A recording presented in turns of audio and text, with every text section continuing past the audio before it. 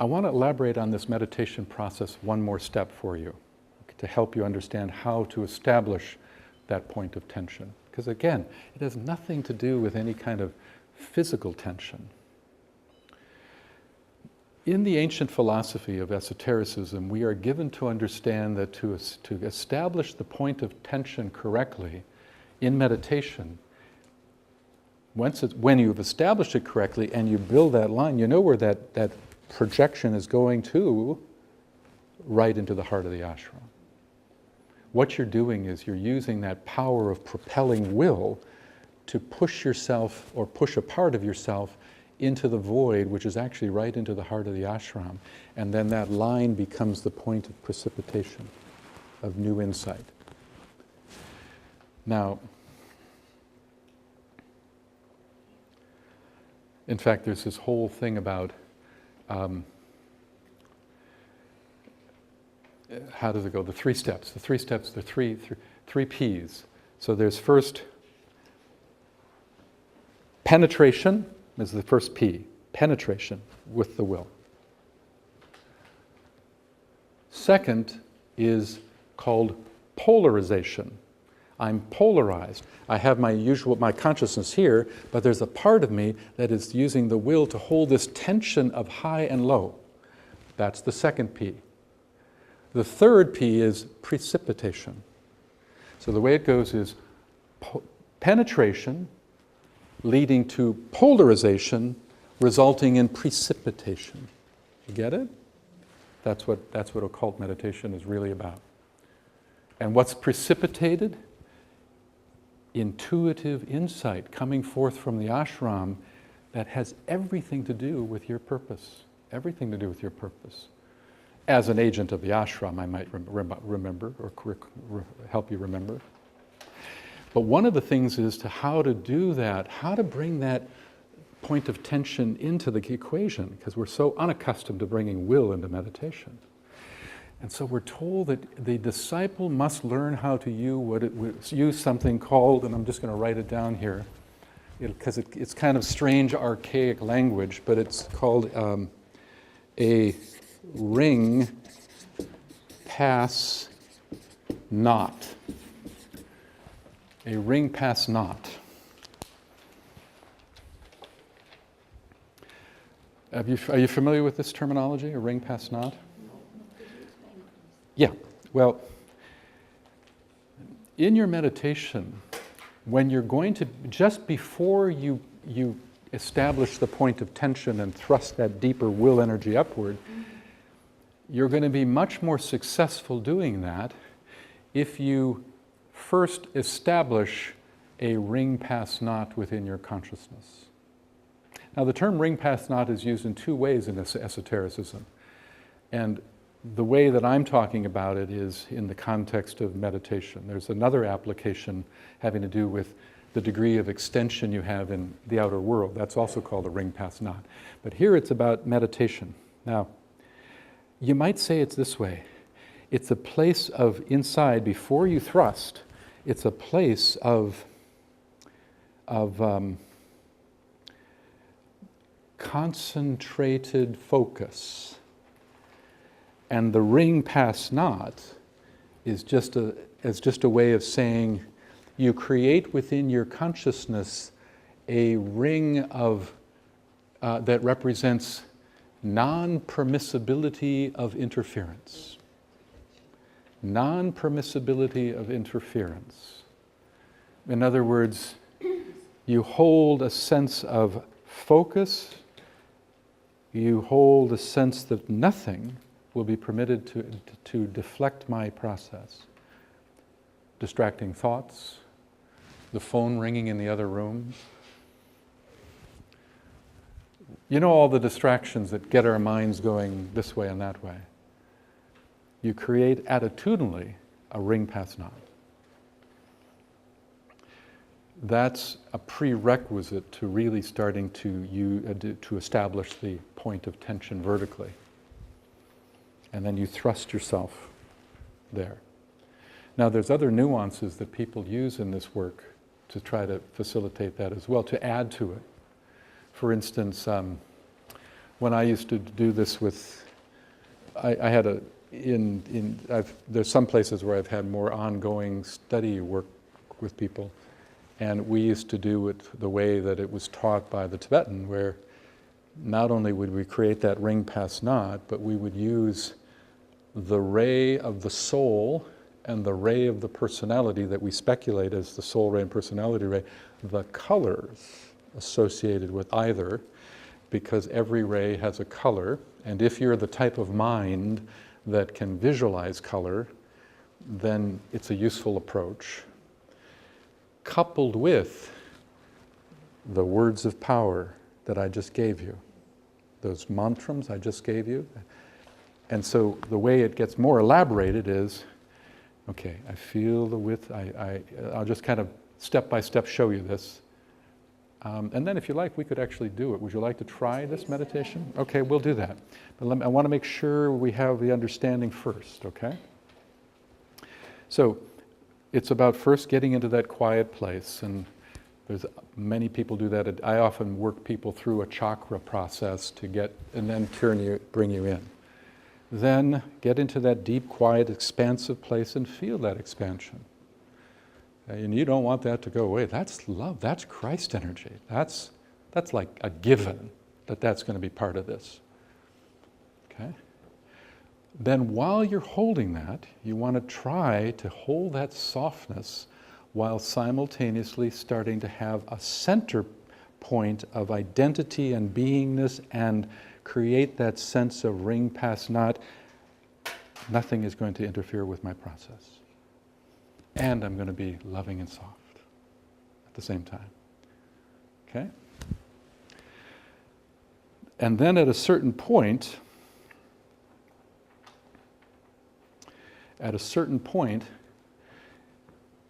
you chant silently at the very core of this process. You chant the words of power. If you're a second ray soul, you would say something like, I see the greatest light.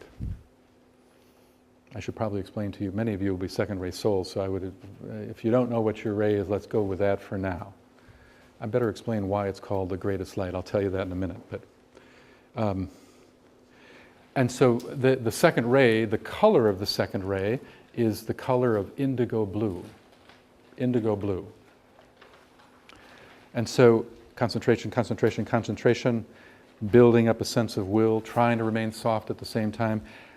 Then I see the greatest light, and then push and thrust and create and imagine a line of light going deep of the radiance of indigo blue, as deep as you can. And now try to hold the whole thing, so that there's this sense of you're in the depths, which means you're in the ashram, and you're aligned here, and the Christ energy is permeating your field. And then be as still as you can. It's not easy. This is a very, very difficult meditative process, but this is what a true master does. Okay? And then we become receptive to precipitation. So remember how it goes. Penetration. Polarization. Precipitation. You see? Now the other nuance that is not done in mystical meditation, but is done in occult meditation, is that you're often, an esoteric or occult meditator will go in with an intention about something.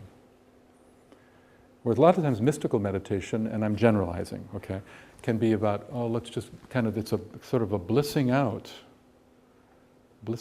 in that loving field, and just allow whatever happens, happens. But there's a drift factor to that. But when you hold the point of tension, you actually prevent the drift.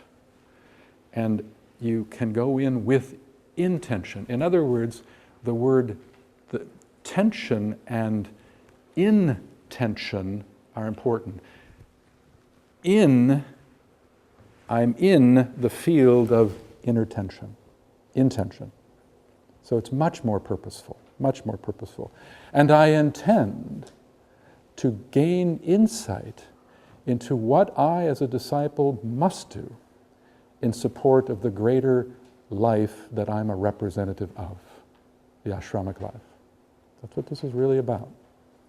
This is getting pretty heavy after lunch, I realize, but are you still following me on this?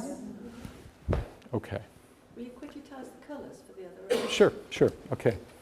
So the color for the first ray is red. Red. Second ray, as I mentioned, is indigo blue. Third ray is forest green. Forest green. Fourth ray is yellow. Fifth ray is orange. Sixth ray is light blue. Light blue. Actually, there's two colors been assigned to the sixth ray. One is light blue, and the other is silvery rose. Silvery rose. And the seventh ray is the ray of violet. Oh, sorry, the color of violet. The color of violet. What does the sixth ray have to do? Well, there's a lot of nuances to all of this. I'm giving you generic rays. There's some nuances, but the sixth ray is unique because there's a clear two types of sixth ray people. Remember, the sixth ray is the ray of idealism and devotion. So you've got some sixth ray people that are like the Mother Teresa. Mother Teresa was a very sixth ray, compassionate, self-sacrificing, very, very committed to bringing service to the trenches through love. She's a great example, and she, we think, was very close to the fourth initiation on the sixth ray line. Okay? Now, that's one type of sixth ray. But there's another type of sixth ray, which is, and by the way, the first one corresponds to light blue. Okay? The second one, the silvery rose, is the militant sixth ray. That's the sixth ray person that is coming into our incarnation to fight for a cause and to do battle with anything that is in the way of the manifestation of a higher principle or a higher ideal. So there are two very distinct types of sixth ray people. Okay? And so the colors sort of speak of it. Silvery rose kind of has a bloody feel to it in a way. You see? Okay? Any other questions on this? You'd like clarity? Joan of Arc would be sixth ray on the militant level. Yeah. And countries too, like America. America has a sixth ray personality, but a lot of that sixth ray comes through the silvery rose approach, which is why America is militaristic. See? Whereas, the sixth ray can also be very much in a sort of much more of a passive, compassionate energy, and you see that in a lot of people like Mother Teresa. You see it in the, look at this marvelous Pope we have now. He's going to have some sixth ray in him too. He's in the head of the Catholic Church, but he's got a lofty, high-level sixth ray, coupled with a lot of second ray too, 2-6 combination. So, yeah. Martin Luther King would have been another good example of a sixth ray person.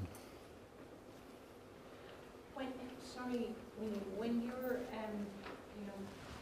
aspiring to upwards, Mm-hmm. and you're holding the loving energy, and the indigo blue, if you feel you're losing it, can you reaffirm that? Do you use that as a visualization to try and pull back up the energy? Yeah, you're going to lose it too. I mean, even though you're trying to build this ring past knot, it would be nice to say, I'm never going to have an interference to this process, but the truth is that if you're on the path of discipleship, there's too many distortions in the system to prevent that. But at least we're nudging in the right direction. So the way you do that is, and this is good suggestion in any kind of meditation, when you have interfering thoughts, what the Tibetan says about this is this. He says, at the high place of your mind, when you have interfering thoughts, from that place deep inside, silently chant the Om 3 times and imagine that those interfering thoughts are being washed away. And then draw yourself back to the center and get aligned again. And when it happens again, do it again. Wash away, back and forth. Okay? Yeah. Oh yeah. This is a meditation that to really perfect it may take a few incarnations. Okay? But you got to start somewhere, right? And each, no matter where you are, it's helpful. It's helpful. Okay? But a master is a person that has mastered that. Okay? All right, any other questions you'd like to ask on this? Now. In terms of seconds. Seconds? Seconds, yeah, it isn't time. Yeah. How long can you keep thought free? Well, you know, did you hear the question? How long can you be thought-free in terms of seconds? It's a really good question. It's going to be varied, but I remember once reading that in India,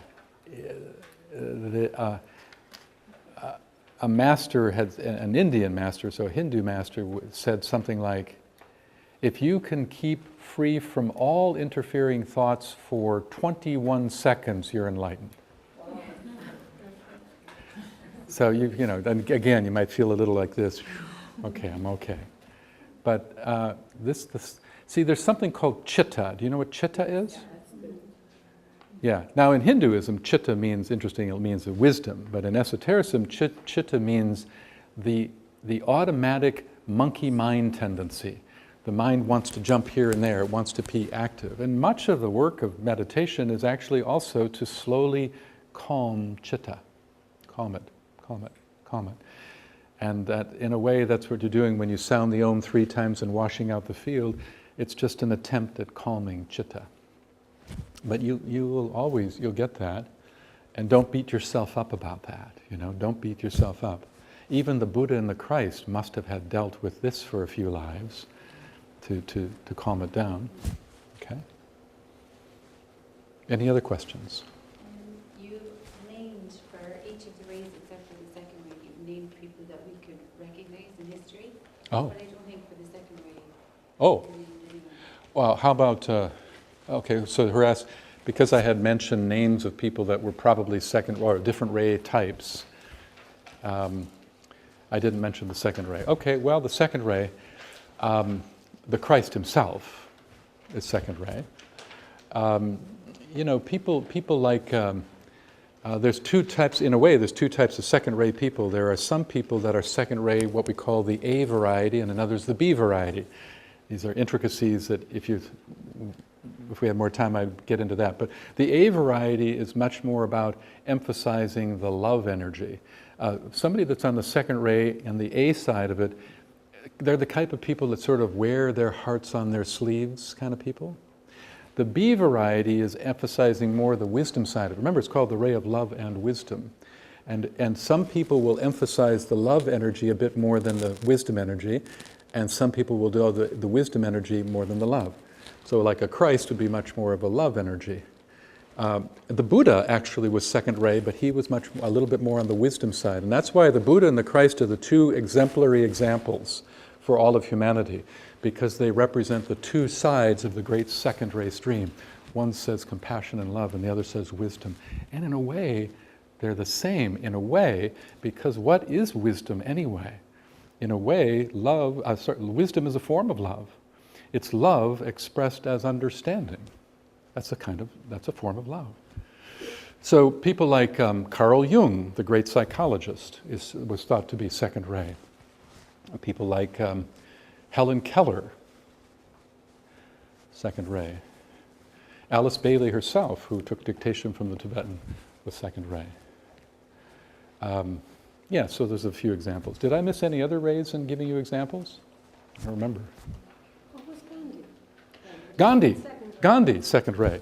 Nelson Mandela, second ray. Martin Luther, probably sixth ray. But there's some people that would debate that, but probably 6th ray. Yeah. There are people that study the rays deeply and also study biographies of historical figures to try to get a sense of how do we understand it. So I'm actually sharing with you some insights that people that do that have come up with. I can't say that I've studied those people's lives well enough to really speak with confidence about it, but I can see that how they may feel that way, and I think there's some sense to it. Wouldn't their astrological chart also indicate where they would be coming from?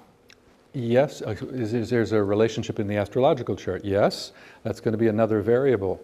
After we get done with this piece, I'm going to tell you what to look in your chart for to help you understand your soul purpose in a more refined, in this incarnation way. See, your ray is your soul purpose, but very much pertaining to many, many, many incarnations. It's like the underlying theme of the whole thing. Whereas your chart has a couple things in it that represent soul purpose, but very much a additional quality specifically for this incarnation. So I'm going to share that with you too. And tell you what to look for. Obviously we can't go through people's charts here, but I can show you what to look for. Okay. An example for yourself.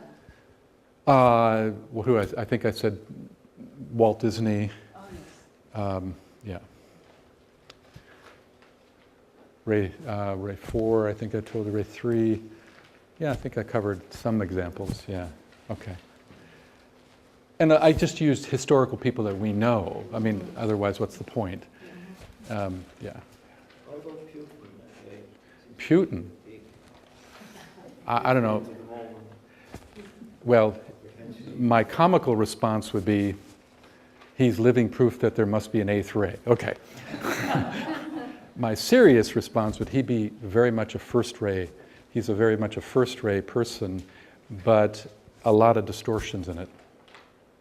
A lot of distortions in it. And Obama? He's got a lot of 2nd ray, a lot of 4th ray in him too. Yeah, yeah, yeah. Angela Merkel. She's got a lot of 1st ray. You see, you're choosing people that are government. Government tends to attract 1st ray people. Yeah, she's a pretty impressive individual, I would say. The new president of Canada, Trudeau. Yeah. Is an interesting character. He is, yeah. I haven't watched enough of him to get a sense of that yet, but I know I teach in Canada and everybody's pretty excited about it all, so, yeah. Yeah. Pardon me? His son. His son. Oh, his son. Yeah, his son, yeah. What about Bono? What way would you think? Yeah, there's a disciple. There's a disciple. Bono? Bono. Yeah. Oh, Bono. Yeah. Yeah, the ray, it's a good question. I'd have to give that some thought. In lots of there's a lot of teaching in his lyrics and so forth, isn't there? A lot of depth and teaching. Wouldn't surprise me if he had a lot of 2nd ray and 4th ray. He could have a lot of 4th ray, probably 4th ray personality, perhaps. But clearly he's one of those examples. And John Lennon would be another who's used the arts as the avenue for making a difference in the world. People that use the arts as an avenue, it's almost certain that they're going to have 4th ray quite strong in their system someplace. It may not be the soul, because that's not likely, but personality or mental body, or you're just going to see a lot of 4th ray coming through their astrology. See, because the 4th ray governs the arts and governs much of what we would call culture. So people that are inclined with a lot of that vibration will serve in that way. Okay, any other questions?